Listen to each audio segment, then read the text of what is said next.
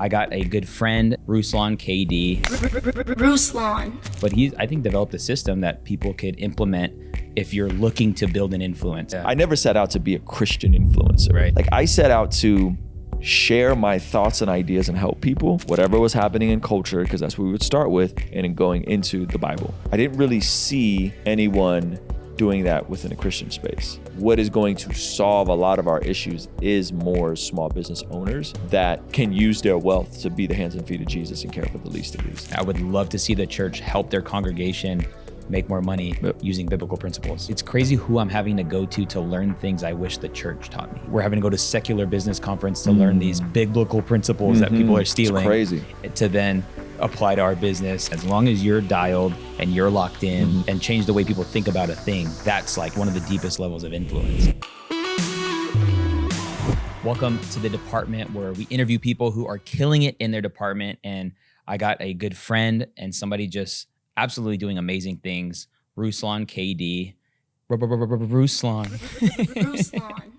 I'll send you the drops. So Yeah, so we could throw it in. Dude, love, this is cool. I'm glad that we were able to make this happen. And if you don't know who Ruslan is, he is a YouTuber, content creator, and essentially has created a media company. And this ability to create content at such an incredible pace and level. And what I love about what he's doing is honestly, not only taking away a lot of the excuses a lot of creators, and we could go there, Christian creators would have, but he's, I think, developed a system that people could implement if you're looking to build an influence. And I think we're in a time where people need to. But if you want to know some numbers, let's go there. I think you're a little over 500 collectively subscribers. Yeah, so main channel is my RuslanKD channel, 370,000, something like that, probably more by the time this comes out. Hopefully more by the time this comes out. Yeah. Second channel is Bless God Studios. That's at almost 200,000. It's like 197, 198 as of the time of this recording.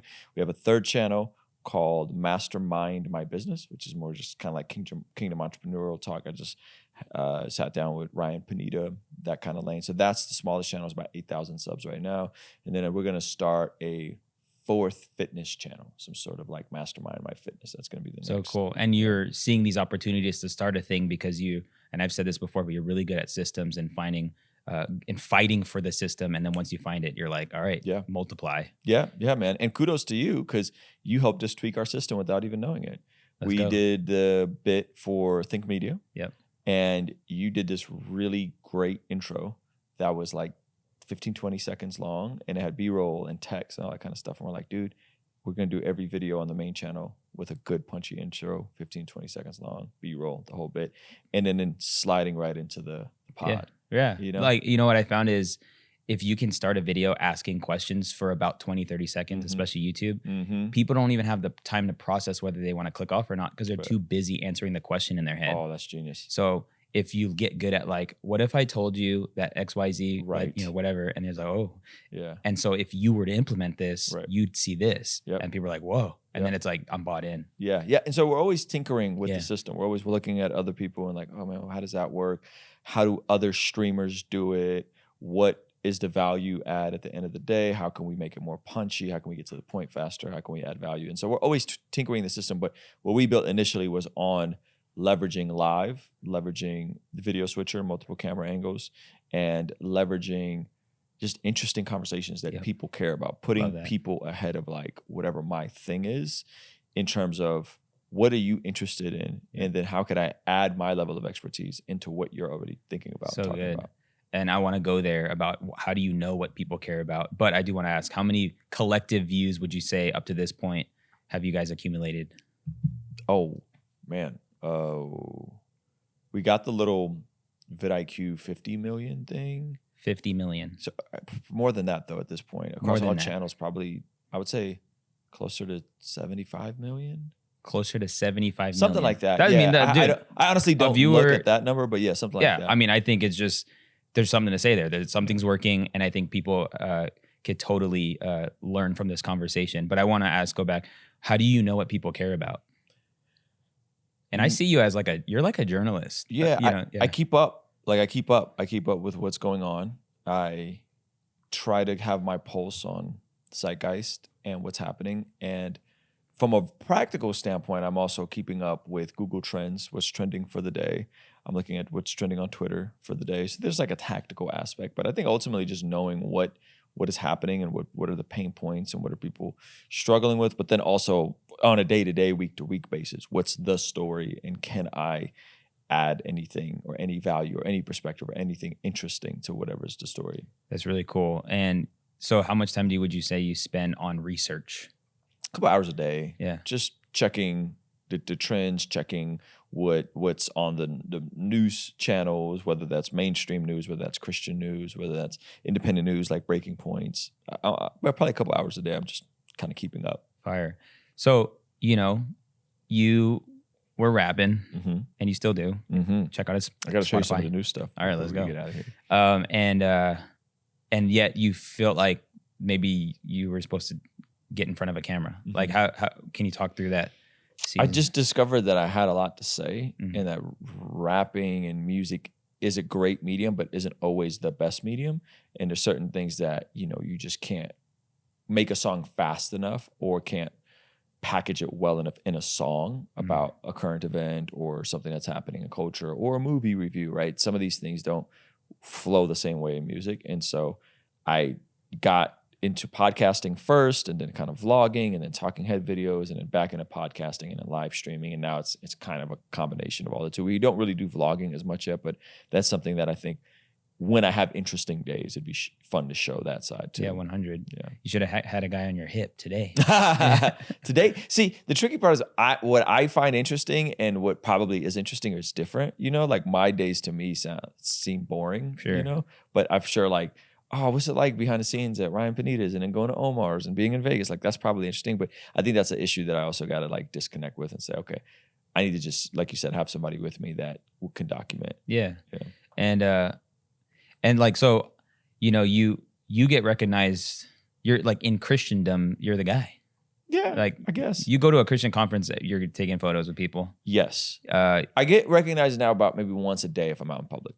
That's amazing. Yeah. And I think, I don't want to hammer on like the idea that people come up to you and want a selfie, but like, what are they usually saying when they come up to you? It's usually like, man, I watch your channel. I love what you said about this. It's usually very specific, or I like what you did about this, or man, I love that you make my faith relevant in the context of what's happening right now. It's usually something, a combination of that. No, and the reason I want to go there is because, I think number one, regardless of whether you like it or not, people, especially the coming generations, they're spending so much time online, and there is a void of, very strong Christian influencers. And by influencers, I mean like changing the way people think about things and like shifting what their outlook. And that's why I feel like you tapped into something really cool, because you're shaping the way, essentially believers should see culture with your, with your opinions and with your observations. Why do you feel like Christians aren't really stepping into this stuff? Or we can even go like, why do they suck at it? I think there's an influence from fundamentalism that makes us retreat from media, art, news, culture. And I think so many of us don't understand the streams of what we believe and how we even got here. And so there's a huge spectrum of a difference between like neo-evangelicals, who would be the Billy Graham types and the Greg Laurie types, right? Versus like the hardcore fundamentalist, which is like the Jerry Falwell types and the Bob Jones types. And when these things influence you and shape your thinking, and it usually plays out in the Christian's life where they take non-essentials and make them essentials, meaning that if you don't believe that you got to speak in tongues to be saved, you're out, or you're a junior varsity Christian. That's the type of fundamentalist thinking. It's not the typical Jerry Jones or Bob Jones or Jerry Falwell theological camp, but it's their way of thinking, right? Or if you don't believe in young earth creationism, you're not really a Christian, or you're not really saved, right? So you're taking things that are secondary things, or even conviction things. Like I don't drink alcohol, but I would never be like, if you drink alcohol, you're a JV Christian, or you got the Bible wrong, right? And so when these things get elevated to primary issues, then people will see everything in binary, and not binary from scripture, because there are some things that are binary in scripture, but binary from their camp's worldview and their little tribes way of doing things. And that is what keeps people off of social media and keeps people away from engaging. That's crazy. So like, I would say we can just say religion is keeping people from stepping out. Religion in the sense of man trying to earn his way to God. Yes. Religion, true religion, according to James, is to care for the widow and the orphan. It's proper worship God in spirit and in truth. But yeah, religion in the sense of you are trying to earn your way to God by doing good things. Yes. Yeah. Man, and so we got the, and there's some aspect to why that's a beautiful thing. We have different expressions of church on a Sunday. You could find a church that fits you line by line, topical, felt need, preaching, what have you. Mm-hmm. But you would say the more evangelical / the non-denominational are the ones that are more open to, would you say, to that stuff? Or yeah, I think so. But you'd be shocked now, man, where there's a lot of Catholics that are in the mix. I mean, Catholics been running a lot of art, for thousands of years.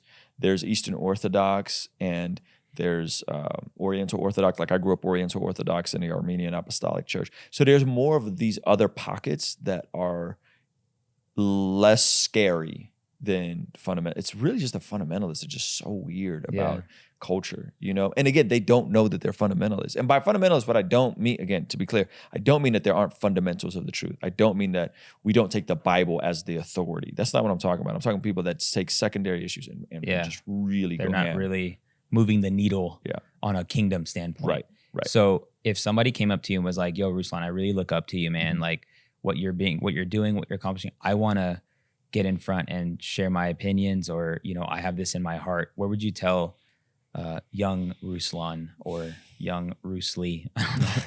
I would ask why. Like, why do you want to do that? I was listening to my friend's podcast. He has this great channel called Radar Apologetics, and he had Dr. James White on, and he said people come up to him and they'll ask him to be like apologists. They want to be into apologetics, and he's like, don't.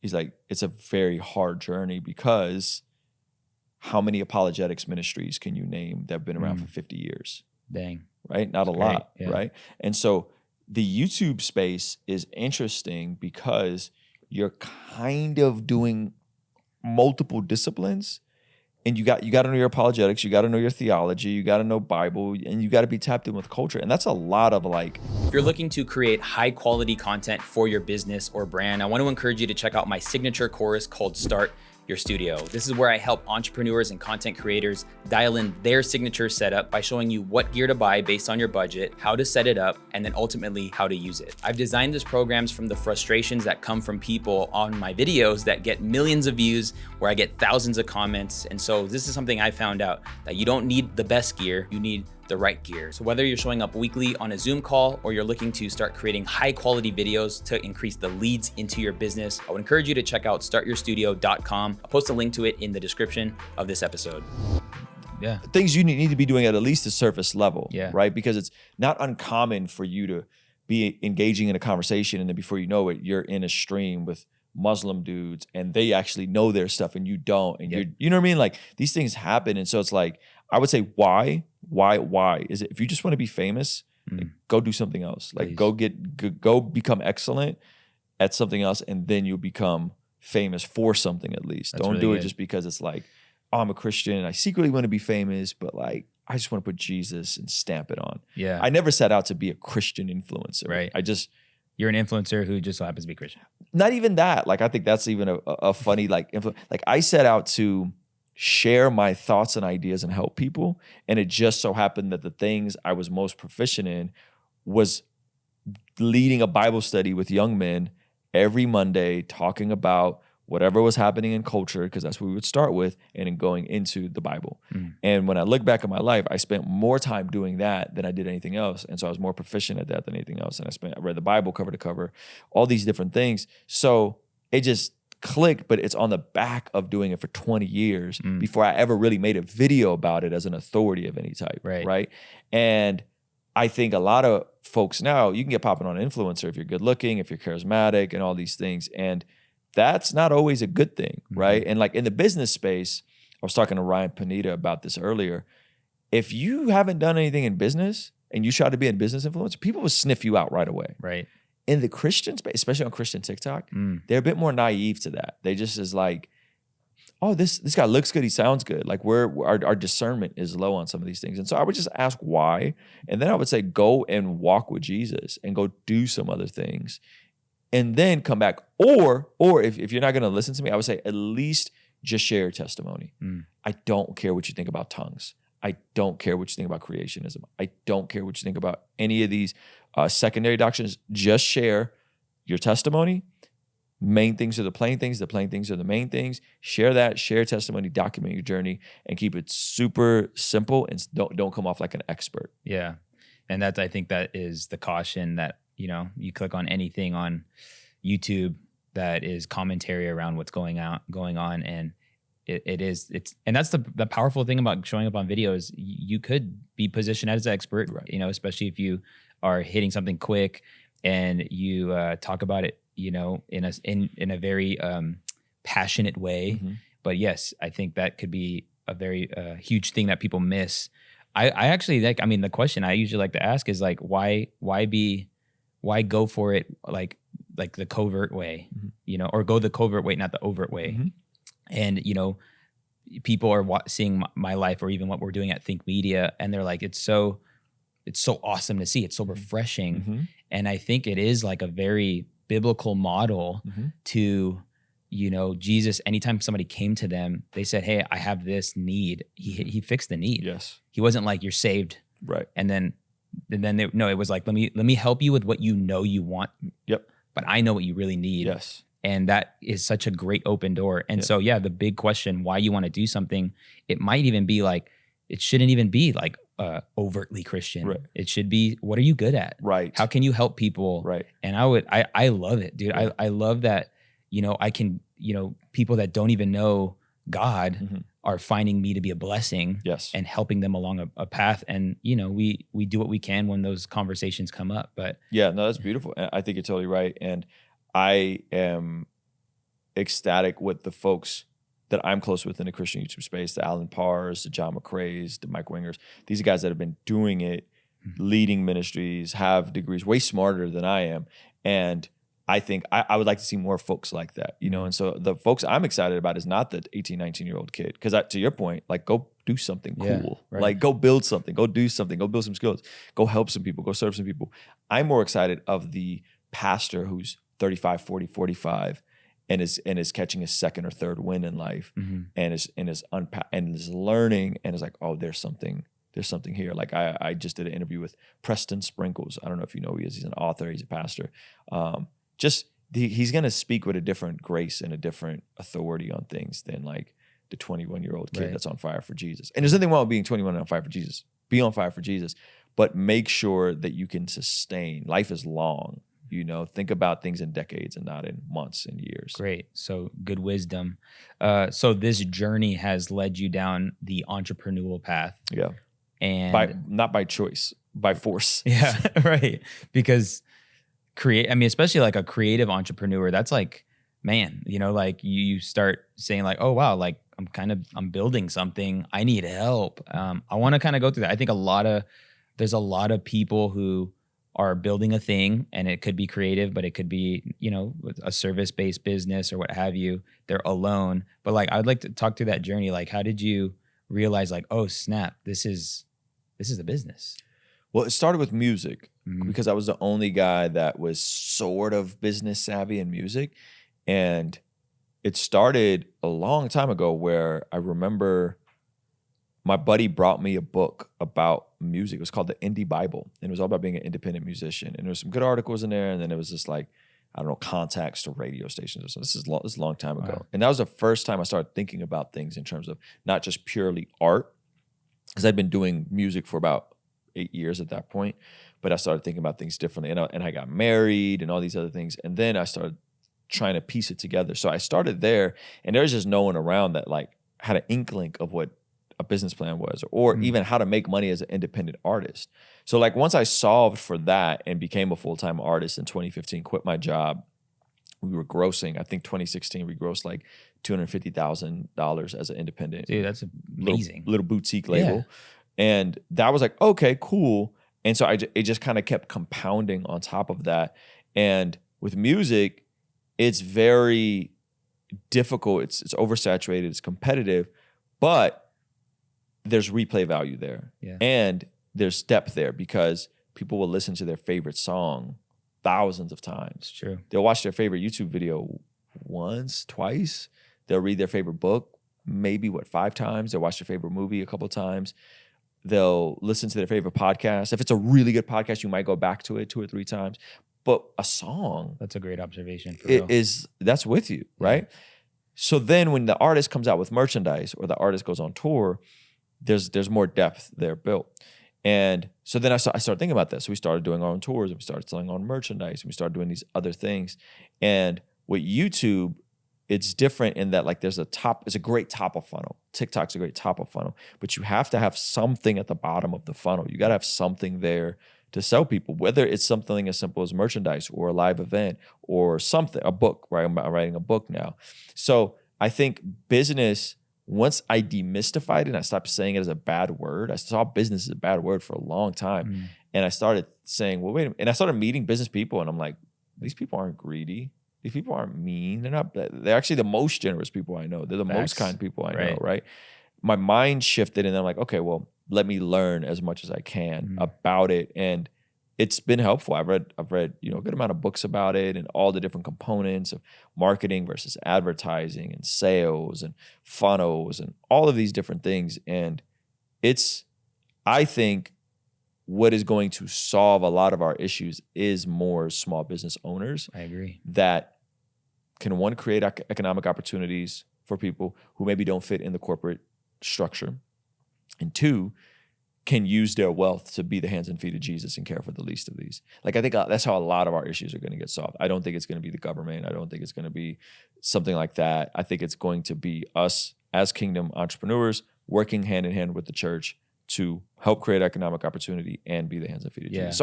So now I hold it in very high esteem, as you can tell. Yeah, no, man. And I feel like similarly, I've been essentially on my own since 2016. Like I left a job in full-time ministry, and it's weird. It's like a never-ending journey. Obviously, you're always learning. You're always learning like, oh, this is the skill I'm lacking right now. I need to invest in this skill.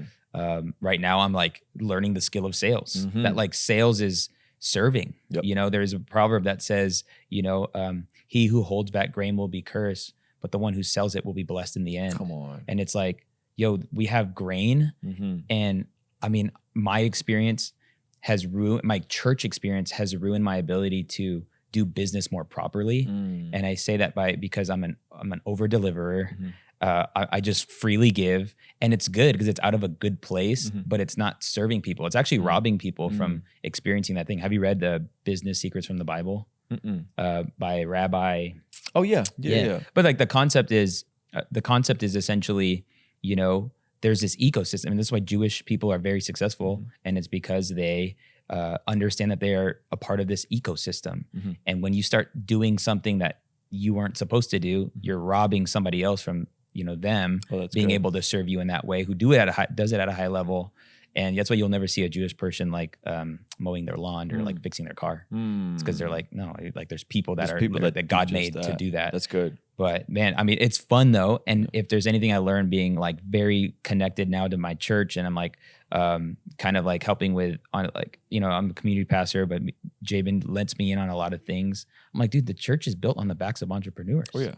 Because they've built that. I mean, they've exceeded the speed money exchange. Like they've broken that like it doesn't have an equate to time. Right. So if the church needs to move fast, who's going to step up? Right. I mean, it's going to be those that have the gift of giving. And so, yeah, I mean, dude, I love it. Like, I mean, it's really cool. And then, you're making hires. Like, how has that been now? Like you're making hires and you're leading people in a business standpoint, professional standpoint. Yeah. To your point, that's a new skill set, right? Yeah. Like I have to now come in the room and ask how everyone's day going.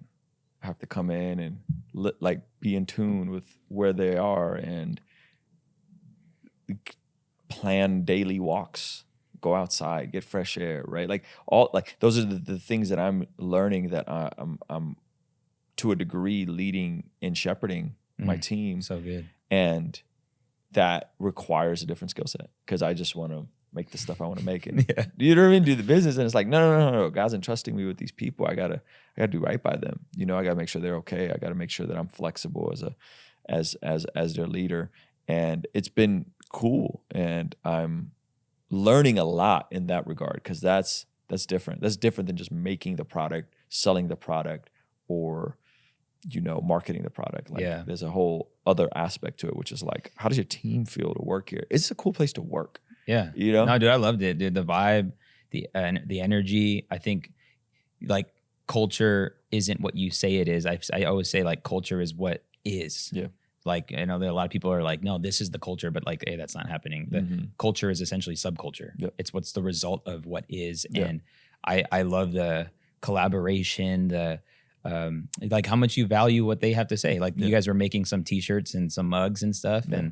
And just even in that moment, it shows a lot that, especially in creatives, like we get very personal. It's personal when you like check whatever we're doing. Yeah. And no, I think you're walking in it really well.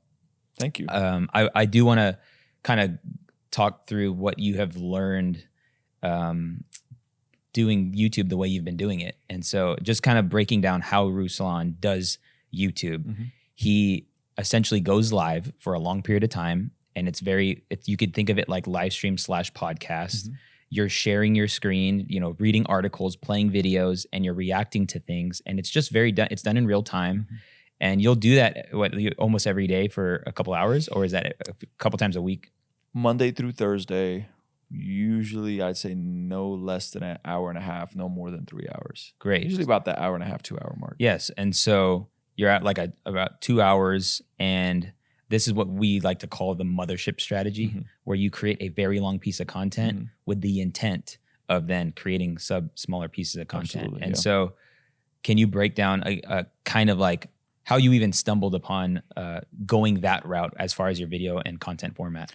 I stumbled across it because everything shut down. I couldn't do shows. I couldn't go interview anyone. That's up to that point. My money was coming from music and the little bit of success I had on YouTube, which was like 15,000 subscribers. I was maybe making a couple $100 a month.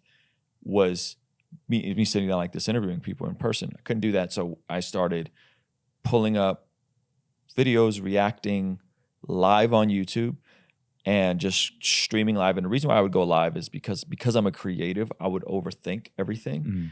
The thumbnail, the edit, and then before I know it, the video's not coming out, or it's taking forever, or I just don't want to make any more videos because this was so draining. So I said, you know what, forget it. I'm just gonna go live, write an OBS, go live to YouTube, and I have my little Ruslan, and I said, okay, I'm gonna use this to separate each topic, and then I'm going to, instead of dropping anything into Final Cut or Premiere, taking stuff off of memory cards, putting it into a computer, taking the file out, putting it into all that. I'm not doing any of that. I'm strictly going inside of the YouTube editor, and I'm clipping every single video into its own topic. So good. And then I could kind of even take out some of the filler stuff or stuff that I didn't want. And then I made the thumbnails right inside of OBS. So I would literally just pull up a graphic of whatever I was talking about and have my face and right click and screen grab right inside of OBS. And which was like, that was like crazy. I was like, what? I could, this is nuts. Now you could do them in Canva, and Canva has templates, and it's nuts. And so I knew that I just needed the reps. And so I just volume initially, just a lot of volume about whatever I found interesting. And I would just try to tie it into one Bible verse. Here's what's happening. Here's one Bible verse. This is what I think about it.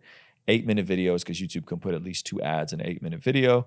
And dude, I just flooded YouTube. And then I had some interviews that were interesting and controversial. We clipped those up really quick.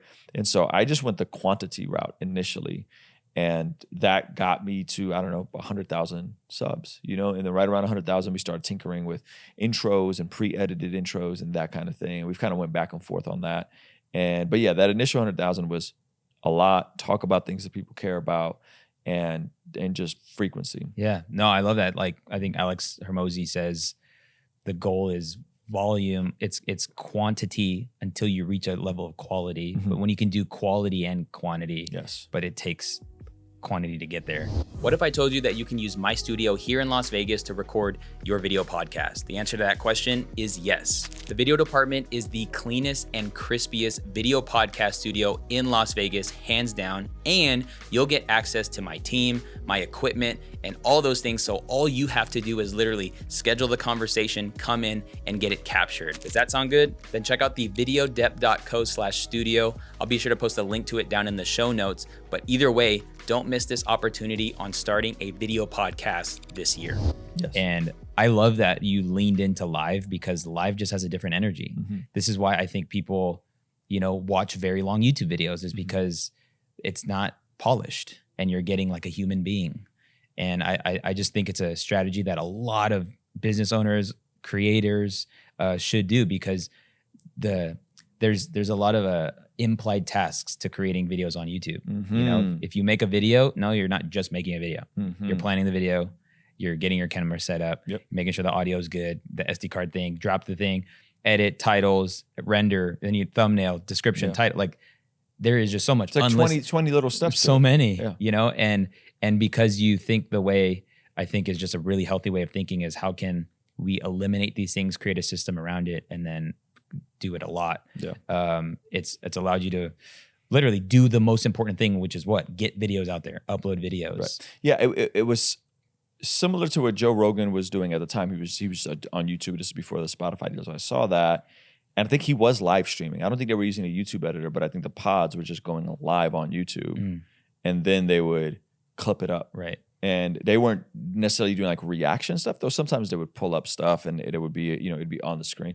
But like I saw that, and I saw a need for, because what I found myself doing is like when something would happen, I would go, oh, I wonder what Joe Rogan thinks about this. Like I remember George Floyd happened, and I was like, I wonder what Joe Rogan thinks about this. And I didn't really see anyone doing that within a Christian space, right?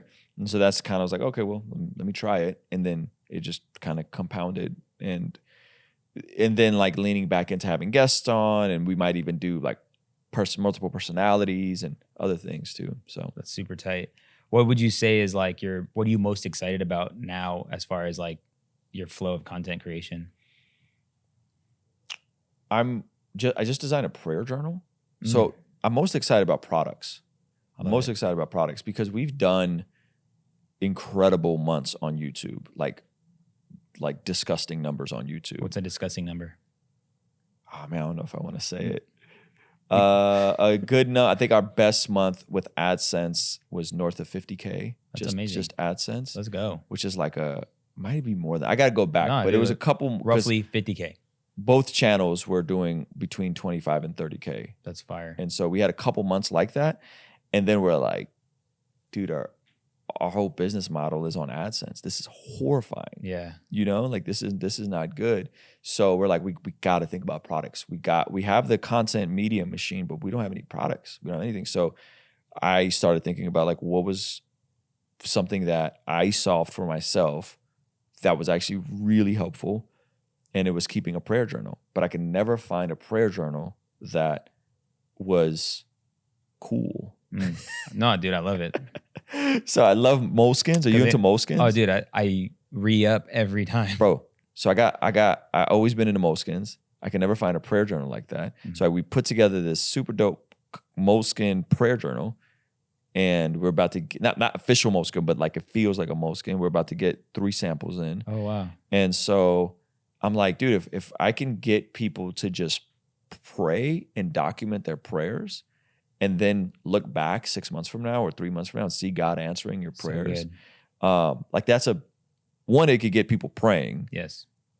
And it doesn't have to be exclusively around having to have the right theology or be in the right church. Like everybody wants to pray more. Yeah. Right. And then 3, you could see the hand of God in your life because you can look back and it could build the faith aspect. So I'm actually really excited about launching that. Prayer journal, would there be scriptures in each day or something? Or nope. Is it just it's just it's like 5 categories. I'll show it to you. Dude, and cool. Then there's like just a section of also just like free write notes. Yeah.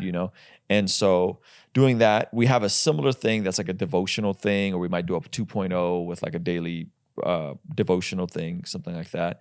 And then I'm writing a book. This is like one of our new pieces from the Priest Provider Protector line, just encouraging young men to think about their future family and to become the Priest Provider Protector. So I would say the thing I'm most excited about is products that actually really cool. solve a problem. Yeah. Writing a book to actually solve a problem, and figuring out and learning and experimenting through the sales aspect of it. Because that's the part that's, you could have a big audience and you can have good products, but you still got to bridge that gap. Right. And, That has to make sense. It makes sense. Yeah. Dude, that's so cool. And I mean, I think on a business standpoint, because like obviously there's a huge eternal ROI on helping people's prayer life and morning devotion or whatever that would look like. But it is like, this is where my brain goes, but like people are going to be thinking about Ruslan, like it's just a good way to keep people connected. And as long as you're dialed and you're locked in, it's like, God, just, if you can entrust me with them, I will steward them, and them buying something that's going to be so, transformative to their walk with the Lord, and you being there's kind of in the back of the mind, that is influence at a whole nother level. Yeah. That is, they say like the lowest level of influence, or one of the lowest levels, is behavior modification, like just changing people's behavior. I feel like, think media videos, I do that. I mean, I encourage, people feel compelled to make videos or buy this camera. But when you can shift beliefs, that's good. And change the way people think about a thing, that's like one of the deepest levels of influence. And that's good. Dude, that's fire. When would those drop? Man, we're trying to get the samples ASAP. The company that we found one company in London, and so overseas shipping. We're trying to get it. I mean, as an entrepreneur, that's crazy. When they want drop, it yesterday. No, yeah. When they drop though, it's gonna be like, bro, this has been a year-long process. Yeah. Bro. yeah. I want it yesterday. So we're excited about it. And they sent us some samples of like other stuff they've done, and they're nuts. Like the quality of it is so cool. Really, really good. And so, yeah, man. So hopefully within the next month. Yeah, that's dope. So products, have you tapped into like affiliate? Like a little bit. I did the fitness transformation with Coach JT. That was super dope. And I just had him on, and seeing people bring him on as a coach, and then I get an affiliate for that. Yep. And that's been dope. Like that's been really cool. And that's honestly one of the reasons why I want to start a fitness channel. One, because I'm into fitness. Two, because it'll keep me accountable, right? Atomic Habits talks about your identity. So if I'm making a video every day or every other day talking about fitness, like I'm going to be accountable to stay on my A game. And then three, I don't want to build a online fitness training business, but I believe in Coach JT because he showed me results. He showed my buddy Alan Parr results, showed some people results. And it's like, if the whole thing just goes to his funnel, and he's doing this amazing 12-week transformative process for people, I'm cool with that. Yeah. No, that's fire. Like Russell Brunson, author of like Expert Secrets, he was saying how, there's no such thing as creating traffic. It's about getting in front of traffic or getting traffic to come to you. Traffic's already happening. That's good. You don't create an audience. Oh wow. No, you get an audience. And the way he's like, the last 10 years, he's been cognizant of where his links are going. And he's like, anytime I do an interview or anytime somebody has me on their thing or they're on my thing, he's like, I'll always just have a link. And sometimes the link is even when people leave me. When people leave me, hey, can I put your affiliate link when people leave me and I can send them to your thing, which it might be better for them. And like usually a competitor wouldn't do that. Like, but he's like, when people leave ClickFunnels, they get invited to go on like masterclass.com. Oh, wow. And he's going to get a residual forever for somebody leaving. That's brilliant. If they jump into thing. But he's like, I've done that for 10 years. And these links, equate to about 1,500 leads a day. Wow. And that's just on autopilot. But just thinking that way, like I think a lot of people think they have to create their own thing. Right. But no, if there's something that you believe in that worked for you, it is standard that there would be a commission or an affiliate if you were to help sell that thing. Yeah. And on a digital standpoint, the standard digital usually is around 50 or 40%, which is pretty sweet because and people are glad to do it. You're getting people into their world, which is super, super smart. That fitness channel. What's your so you've been on this like fitness journey this year? What made you get serious? Well, what happened was I got serious in 2018, 2019, just because I took a photo with my shirt off, and I was like, dude, It sucks. it's different when you see a photo. You see stuff in a mirror, but when you see a photo, you go, oh man. So a couple of reasons. One, I wanted just to feel more competent as a man, physically, if anything were to go down, I wanted to feel more competent. And then two, I wanted my son to grow up and see me as a superhero and like look the part. That's so good. And three, I've just always been into, like, I need something outside of the business side to like sculpt and do, and a hobby, and I'm not the hobby guy like that, you know. And so it was that. And so yeah, that I would say those are some of the reasons, and just honoring God with my body. I want to be here a long time, and all of it just kind of came together. So it happened the first time 2018, 2019, 2020, the pandemic happened. I re-injured my knee again. Well, 2019, I injured my knee. So that was kind of like like hooping? Yeah. And then I re-injured it again. And then the pandemic happened and everything shut down. And California was weird, man. They shut everything down really hard. Then they opened gyms for like a month or two. And then they shut everything back down for like 3-4 months.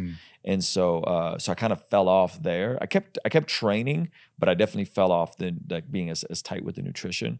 And so when Alan Parr went through his transformation, he did it. Does he say, Brother Ruslan? Yeah. Yeah. Every time Yeah. Oh yeah. Brother Omar. Yeah. And he got the weight off and kept it off for a year. So by the time he hit me, it was like, oh, I did this last Christmas. Dang. Do you want to do it now? He did it so he did it Thanksgiving to Christmas, like in the middle of all that. And so he hit me up right before Christmas of 2022. And I was like, yeah, like I would love to do it. You know, he's like, Coach JT is solid. You know, there's an affiliate in it. If you go through it, you could potentially make some money. And I was like, dude, that's like the best of both worlds, you know? And so, bro, I started the week before Christmas.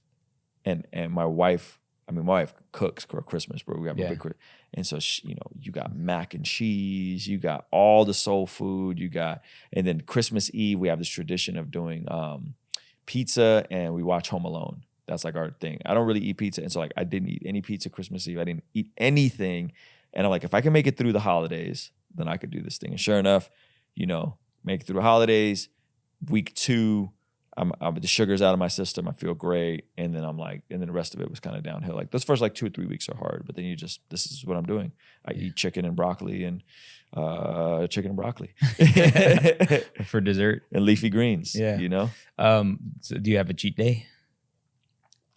Yes. And then what's the meal when you cheat? Dude, so here's the thing. When I did it, the first couple cheats I had were not good. Like I had a California burrito, and I felt awful.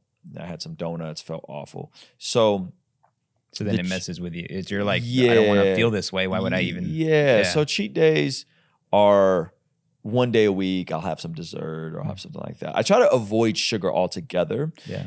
Because I have serious fat boy tendencies. And so if I fall off the wagon, it would be sugar and then like everything. So I just avoid sugar. So now my cheat day now would be, and next time you're in town, I'll take you to the spot. There's a place called Fraser Farms in Vista, and they have this keto cheesecake. And so it'll be like a keto cheesecake, which tastes amazing, or it'll be a keto ice cream. They don't have sugar, but they taste great.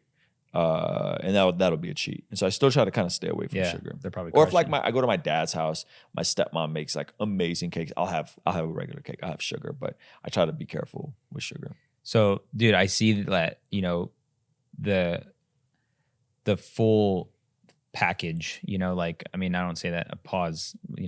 But like you care about leadership. You care about your health. You care about your business. You care about your family. You care about your church. That's not normal, it's not normal, but I think it should be, right? Because who's if we're talking about really reaching people far from God, and I think there's a lot to serving Christians, but I think even the lines of content consumption are so blurred. And so like if I'm trying to stir men into everything you just described, like at the end of the day, I want you guys to be in churches. I want you guys to become competent, amazing husbands and fathers. I want you to be generous. I want you to crush it in your finances. But they're struggling. Some of my audience, Andrew Tate, Fresh and Fit, or Alan Parr, Ruslan, right? I think I need to have some of those other things. Like I need to look presentable, right? And to play into some of the things that they want that aren't necessarily bad. A man wanting to be in shape is not bad. A man wanting to make good money is not bad. But the church struggles with these things, you know? And so like, I love what Ryan Pinita's doing. Like Ryan Pinita has a good amount of, he's willing to flex for the gram. And I think that's good. You know, like I think young men need that.